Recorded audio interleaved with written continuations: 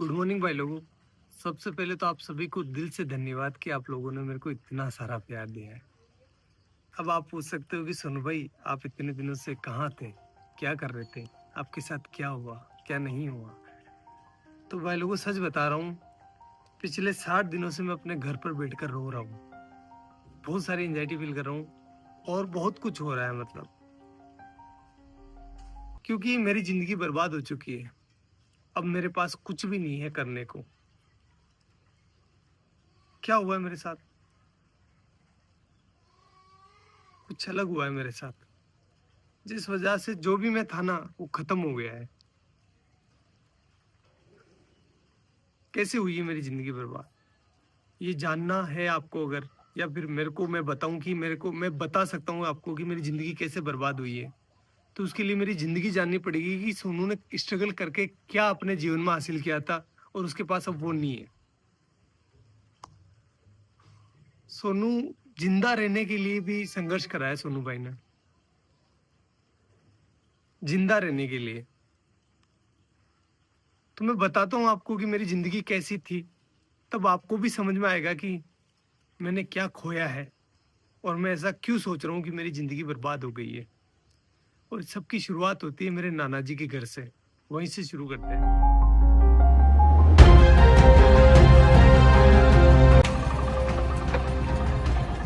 Guys ये है मेरे नाना नानी का घर, जहां पर मेरा जन्म हुआ था। चलो अंदर चलकर देखते हैं कौन कौन है।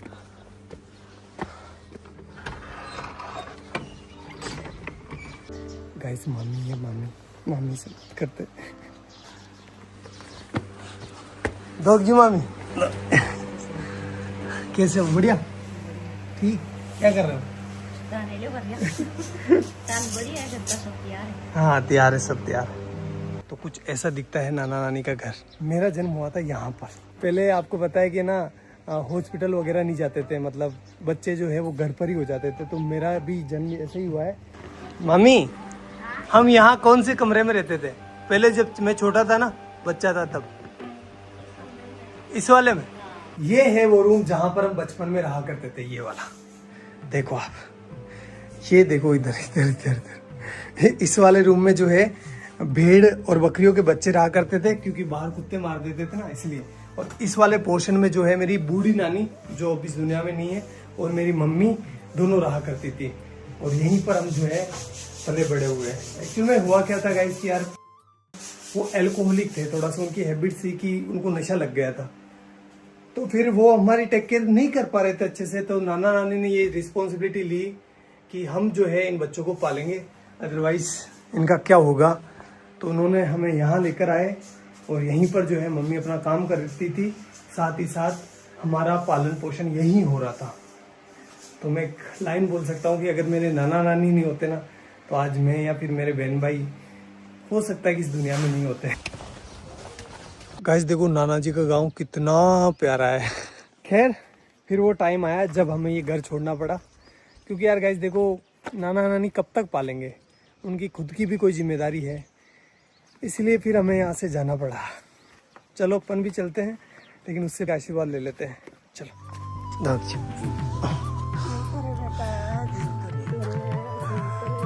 मेरी नानी है, आपको बाद में बताऊंगा इनके बारे में।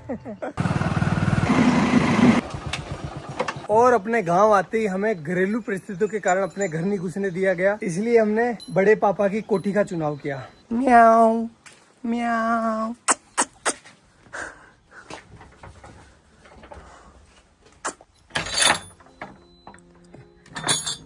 तो भाई लोगों ये है हमारी कोठी, जहां पर हम 2 साल रुके थे। तो अगर मैं अपने 2 हाथ फैलाऊं ना, इतना ही डिस्टेंस है, ज्यादा नहीं है। इतनी ही इसकी लंबाई है और इतनी ही इसकी चौड़ाई है, ये देखो। और हाइट आप देख सकते हो, बस इतना ही है। मेरी हाइट थोड़ी कम है, इस वजह से यहाँ पर जगह भी कम रह गई थी। केवल यहाँ पर एक छोटा सा मचान बिछाने के लिए जगह थी। और ऊपर से जो है बरसात का पानी टिपकता नहीं था, बरसात का पानी गिरता था, क्योंकि ये छत है ना थोड़ी नीचे है। और यहाँ पर आप देख सकते हो नीचे जो इसका फर्श है ना, फर्श वो बना हुआ था गोबर और मिट्टी का। इस वजह से यहाँ पर कभी कभी सांप आ जाया करते थे, अपने घर बना लिया करते थे। और भाई लोगों इस घर में हमें जिंदा रखने की जिम्मेदारी आ गई हमारे मम्मी के कंधों पर। और इस वजह से पहले भी काम किया उन्होंने, लेकिन उन्होंने 10 रुपए मजदूरी में काम चालू कर दिया। 10 रुपए में से 5 रुपए के वो हमारे लिए चावल लेकर आती थी। मैं लेकर आया हूँ आपको बताने के लिए कि उस टाइम कितने चावल आते थे। इतने चावल आते थे 5 रुपए के। तो इन चावलों से वो हमारा पेट भरती थी, तीनों बहन भाइयों का सॉरी, और खुद भूखी सो जाती थी कि मेरे बच्चों का पेट भर जाए, बस बहुत है, मैं तो निकाल लूंगी रात। और हम ना समझते उस टाइम, तो हम नहीं समझ पा रहे थे कि हमारी माँ जो है वो भूखी सो रही है। हम तो बस अपना पेट भरने का ध्यान दे रहे थे। लेकिन मेरी मम्मी जो है उस टाइम बिना कुछ खाए भूखी सो रही थी। एक जो कटोरी होती है आटे की, उसको संभाल के रख रही थी कि जब बुरा टाइम आएगा तो मैं अपने बच्चों को खिलाऊंगी। खुद कुछ नहीं खा रही थी। एक टाइम खाना खाती थी पूरे दिन में वो, और कंटिन्यूस काम कर रही थी वो।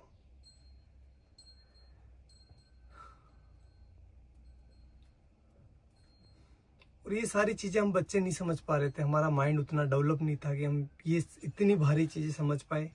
हम तो अपना पेट भरते, खेलते और अच्छे थे। मम्मी को ही पता है कि वो हमें कैसे जिंदा रख रही है। मदर इंडिया, यही तो मदर इंडिया है। सारे दुख खुद रख लेती है और अपने बच्चों तक किसी भी प्रकार की प्रॉब्लम्स नहीं पहुंचने देती है। बापड़ी कोई का लोन भी मांग बनेगी दान की जाती कड़ू कई माती गणा दौरा तेना पड़िया।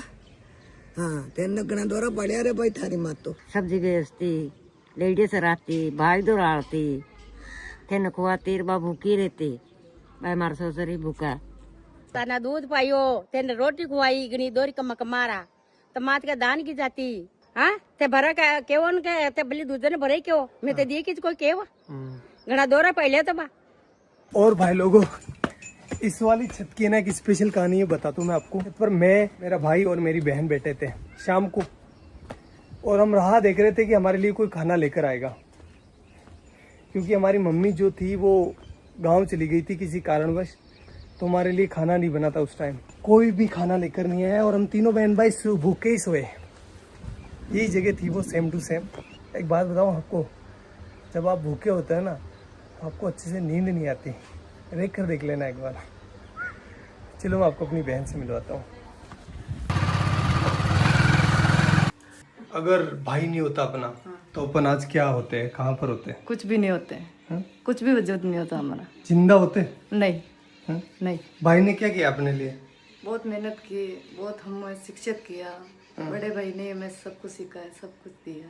गाइस बात है 2008 की, जब मेरा बड़ा वाला भाई इस पीछे वाले स्कूल में पढ़ाई करता था। उस टाइम हुआ क्या था, कुछ शरारती बच्चों ने स्कूल की घंटी जो बेल होती है उसको छुपा लिया था, और उसका सारा इल्जाम मेरे भाई पर लग गया। भाई को स्कूल से सस्पेंड कर दिया गया। देन हमने जैसे तैसे कर करा के भाई का एडमिशन जो है वो बाहर की स्कूल में करवा दिया, जहाँ पर वो कुछ किराया देकर स्कूल चला जाता था। 2 रुपये लगते थे शायद उस टाइम किराए के, या 1 रुपया लगता था, आई डोंट नो फुली। फिर कुछ समय बीता, उसके बाद मैंने और मेरी बहन ने 5वीं क्लास पास कर ली, और हम जब 6ठी क्लास में यहाँ पर एडमिशन लेने आए तो हमें बोला गया कि आपके भाई ने जो घंटी छुपाई थी उसको जो है आपको भरना पड़ेगा, अदरवाइज़ आपका एडमिशन नहीं होगा। तो उस टाइम 350 रुपये, 360 रुपये जो है उस घंटी के देने थे। 1 महीने से ज़्यादा टाइम लग गया 360 रुपये का जुगाड़ करते करते, इसलिए उस साल हमारा एडमिशन नहीं हो पाया, और यहाँ पर जो है एडमिशन बंद हो गए।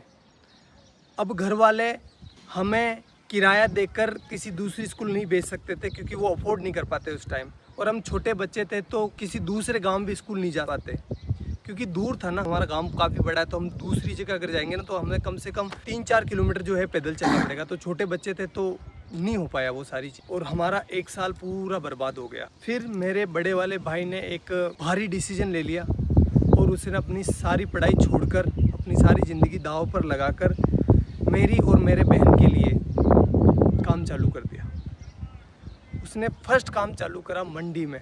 जो सब्जी मंडी होती है ना वहाँ पर। गाइस मैं हूँ अभी उस सब्जी मंडी के अंदर जहाँ से मेरा भाई सब्जी खरीदता था। 15-20 किलो वजन को अपने सर पर रखकर मेरा गांव जो कि यहाँ से 20-25 किलोमीटर दूर है वहाँ पर लेकर जाता था। वो सब्जी वो फल फ्रूट बेचता था जिससे कि कुछ पैसा आए और वो अपने बहन भाइयों का पेट भर सके, अपनी माँ के सर पर जो बच्चों का पालने का भार था उसको कम कर सके। और ये वो काम कर रहा था जब उसकी उम्र है ना 16 साल की। वो बाल श्रम कर रहा था। क्यों? क्योंकि अपने बहन भाइयों को जिंदा रख सके और उनको अच्छी एजुकेशन दे सके। घर में कई सामान नहीं रहा तो दोनों मन भाई सब्जी ले जाता, मैं दोनों जेर बेच जाता। ये वो चौराहा है जहाँ पर मेरा भाई सब्जी लेकर उतरता था और उसे एक एक घर बेचने जाता था। चलो मैं आपको दिखाता हूँ कि वो इतना सारा वजन लेकर कितना पैदल चलता था।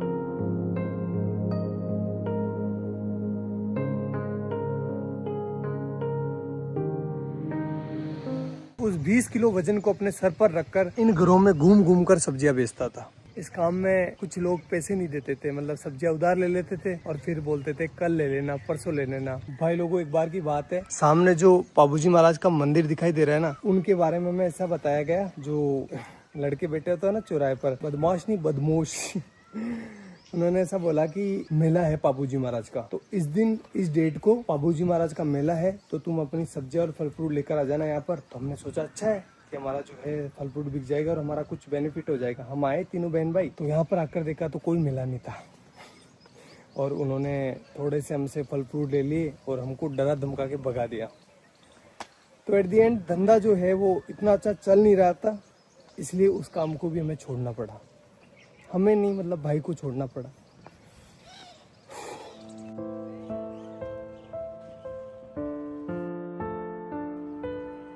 और गाइस फिर मेरे भाई ने खिलौनों की दुकान पर काम चालू कर दिया, जहां पर उनकी सैलरी थी 50 रुपए पर डे, यानी 1500 रुपए पर मंथ।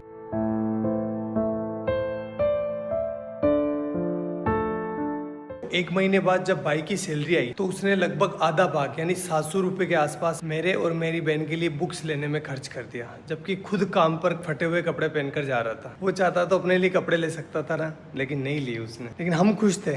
क्यों खुश थे? क्योंकि पहली बार रजिस्टर आया था, पहली बार हेल्प बुक आई थी, अब हमारे भी अच्छे दोस्त बनेंगे। यार बुक्स अच्छी आती है तो दोस्त आते ही है ना, भाई तेरी हेल्प बुक दे दे, तो हमारा कॉन्फिडेंस है ना सीधा आसमान चला गया।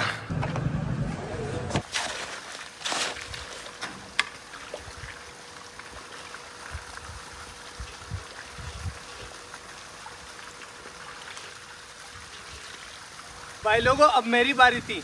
जो भी मैंने लिया है ना उसको वापस रिटर्न करने की, इसलिए मैं काम करने लग गया। साथ ही साथ अब बड़ा हो गया था, इसलिए मैं अजमेर वाली स्कूल में जाने लगा बस से, और वो भी साइंस बायो पढ़ने। तो बताता हूँ मैं आपको ये मैंने कैसे किया। गाइस ये जो सामने सीमेंट की फैक्ट्री देख रहे हो ना, इसकी दीवार बनाई है ये वाली। ये गाइस ये मैंने अपने हाथों से डलवाई है। अब तो खराब भी होने लग गई, बताओ ये। भाग भाग सोनू भाग भाग भाग भाग। गाइस अब तो मैं भाग भी नहीं पा रहा हूँ। पहले ना इतना दूर, लगभग ये होगा 600 मीटर दूर, एक पूरा सीमेंट का कट्टा जो कि 50 केजी वेट का, यहाँ पर पटक कर अपने कंधे पर, और एक साइड जो है ना वो चिमनी लगी हुई है, वहाँ से लेकर उस वाले कोने से जहाँ से अपन आए थे ना वहाँ पर लेकर जाता था। अरे भगवान, इसका ठेकेदार इतना खड़ूस था। जब मैं बोलता था ना, मैं छोटा था तो दर्द तो होता है यार, 50 किलो का कट्टा लेकर जाता था तो पेन हो रहा था मेरे को। तो मैंने बोला सर कि मेरे से ना ये लेकर नहीं जा पा रहा हूँ मैं इसको।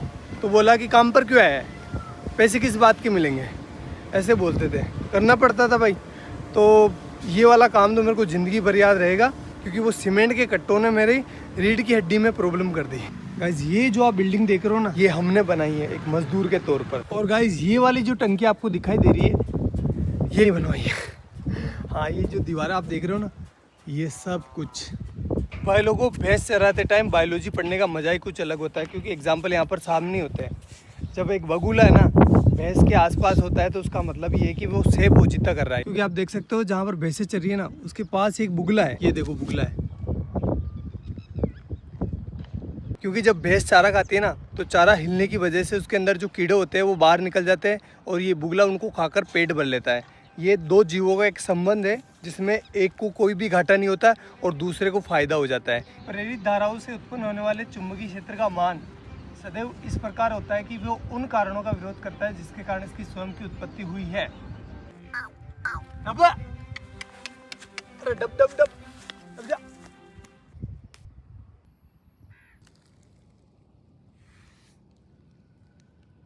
अब भाई लोगों अब रिजल्ट का टाइम, लेकिन वो मैं यहाँ नहीं बताऊंगा, मैं बताऊंगा उस वाले पहाड़ के ऊपर।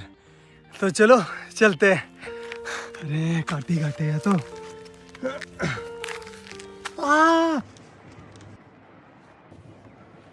अब भाई लोगों मेरा आ गया 12th का रिजल्ट।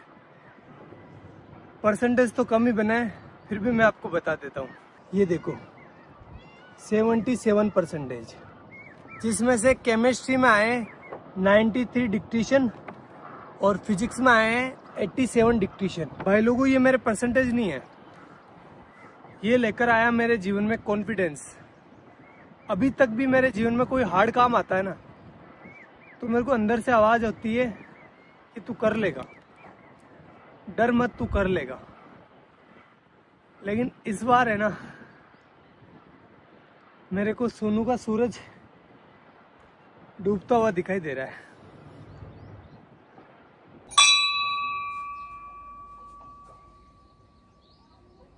भाई लोगों अब मैं टीचर बन चुका था, चलो क्लास लेकर आते हैं।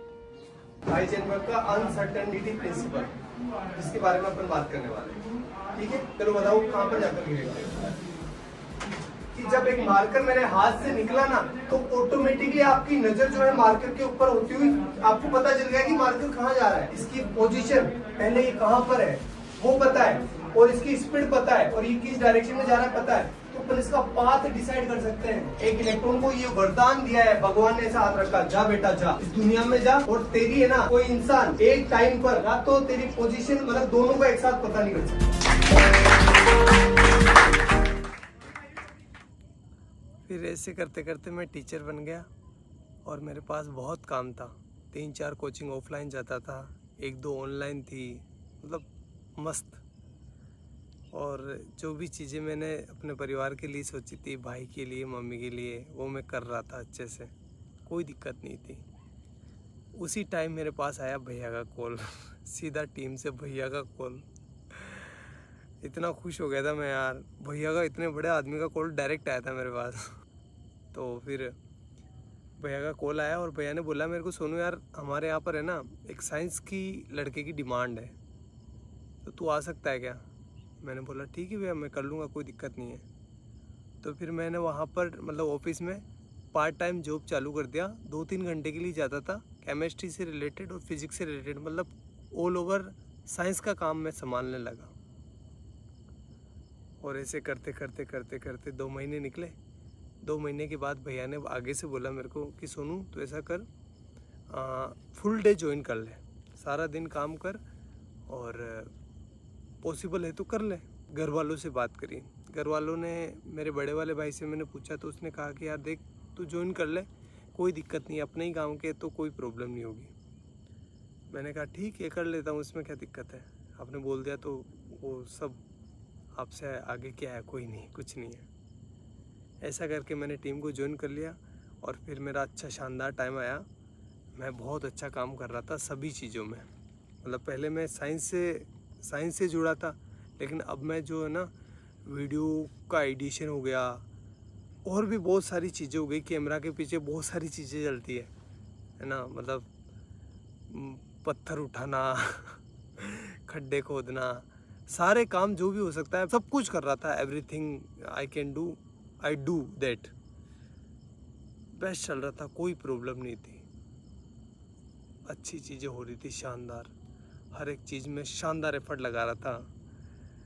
जो मतलब एक वीडियो आपको लगता है कि बहुत ईजी होता है, लेकिन ईजी नहीं होता, बहुत हार्ड काम है एक वीडियो को बनाना।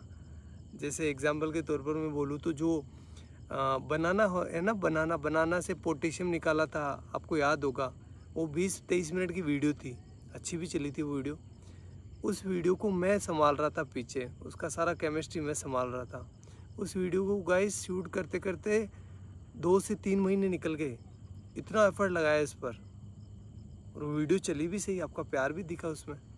तो ये तो एक एग्जांपल है, बाकी बहुत सारे काम किए, जैसे डायमंड वाला, और भी बहुत सारे साइंस के सारे प्रोजेक्ट थे ना, वो मैं हैंडल करता था बिहाइंड द कैमरा, और चीज़ें अच्छी चल रही थी, मतलब कोई दिक्कत नहीं था, सब कुछ शानदार था। मैं सारे कंपनी के रूल एंड रेगुलेशंस फॉलो कर रहा था, मेरी अटेंडेंस की भी कमी नहीं थी, हर एक चीज़ बेस्ट थी। और मैं भैया की इतनी रेस्पेक्ट करता हूँ, आज भी करता हूँ,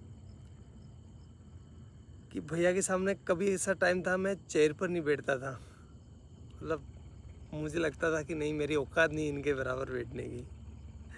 और आज तक मैं उनसे हैंडशेक नहीं करता। जब भी वो कुछ अच्छी चीज़ करते ना तो वो हैंडशेक करते थे। मैंने मतलब मेरा ऐसा था कि नहीं यार, भैया से हैंडशेक कैसे कर सकते हैं अपन। मैं उनके पैर छूता था, इतनी इस लेवल पर रेस्पेक्ट कर रहा था मैं। सब कुछ चीज़ें शानदार चल रही थी, कोई भी प्रॉब्लम नहीं थी किसी भी प्रकार से। अभी 2-3 महीने पहले ही मेरे साथ कुछ ऐसा हुआ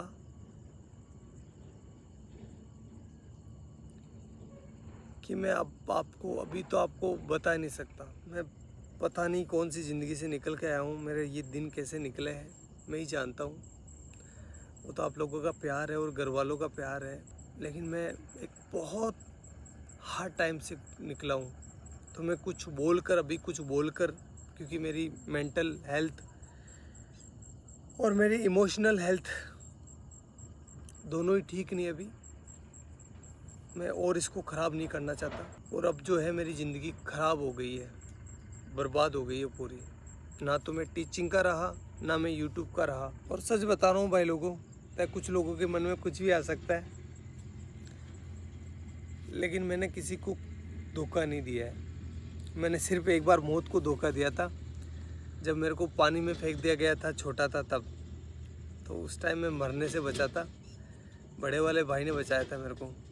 तो उस टाइम मौत को धोखा दिया है मैंने। बाकी मेरी ज़िंदगी में मैं किसी को सोच भी नहीं सकता। मतलब मेरी ज़िंदगी ख़राब हो गई है, पूरी बर्बाद हो गई है, मैं कहीं का ना रहा।